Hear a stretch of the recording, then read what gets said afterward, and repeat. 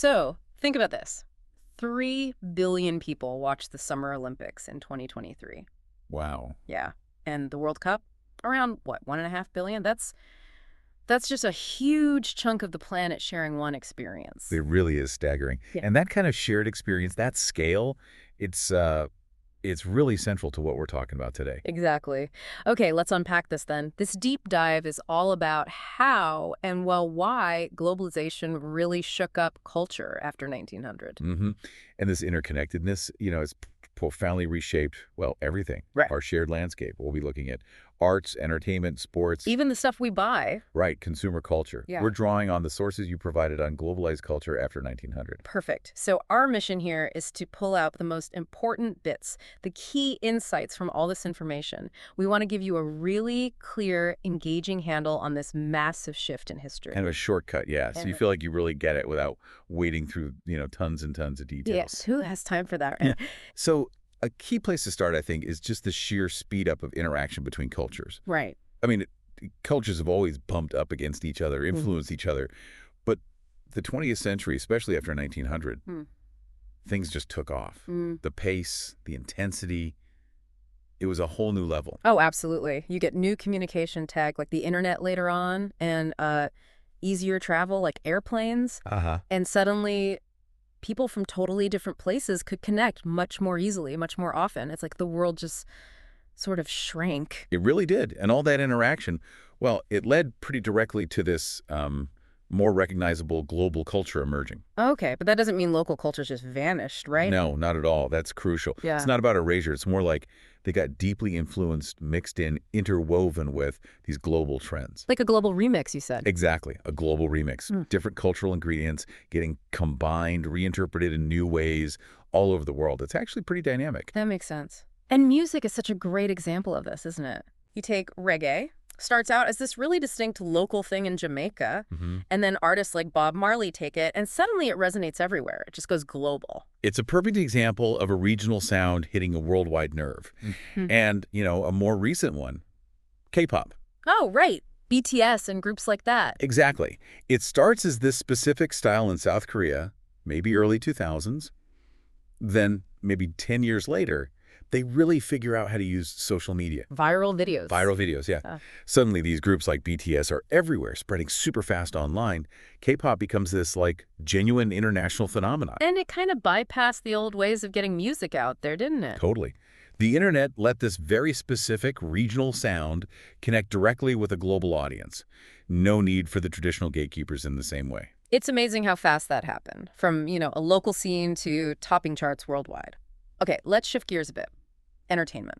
You basically have to talk about Hollywood. Oh, absolutely. The U.S. film industry pumps out a huge number of movies for the whole world. And get this, the top 10 highest-grossing films of all time, all Hollywood productions. Wow. That's a lot of shared screen time across different cultures. It is. Yeah. And because they reach so many people, these films have definitely helped shape a kind of global culture.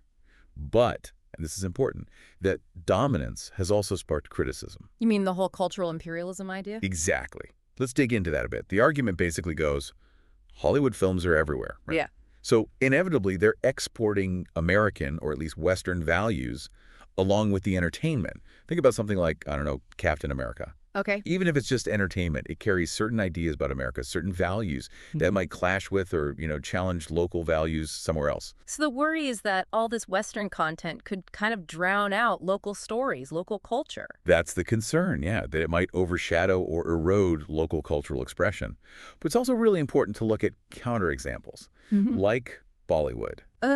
Bollywood, right, the film industry in Mumbai. And they actually make more movies than Hollywood, don't they? They do. Sure. And it's got its own totally unique style. The big musical numbers, the bright colors, the melodrama. Love the melodrama. Yeah. And here's the interesting part.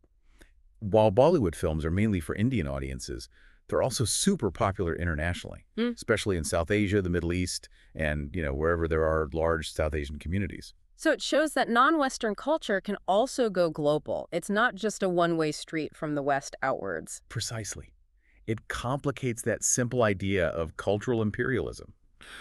Okay, now, we absolutely have to talk social media. Facebook, launched 2004, connects billions, billions. It's almost hard to wrap your head around that scale. It is, and Facebook just fundamentally changed how information, ideas, even social connections flowed across borders instantly. You saw its impact in things like the Arab Spring, didn't you? People using it to organize, get information out. Absolutely. Yeah. It became a platform for activists, a way to spread news incredibly fast, often bypassing traditional news outlets. Yeah. The network effect was huge messages amplifying through user connections. A tool for organizing people on a scale we hadn't really seen before. And of course, it's also this massive economic engine now with digital ads. Huge economic force. And it influences politics, culture, business. But it's also got its downsides, right? Data privacy issues, misinformation. Oh, definitely. Big controversies, which leads to these really important questions about, what responsibilities come with that kind of global power. And then there's Twitter. Right. Twitter, 2006. Short, fast messages. Another key tool for instant global chat. You saw it used heavily in the Arab Spring, too, and Black Lives Matter. Yeah. Mobilizing support, spreading news like wildfire. Even politicians using it to talk directly to people. Yeah, bypassing traditional media again. But, like Facebook, that speed and reach create problems. Misinformation spreads just as fast. Harassment is an issue.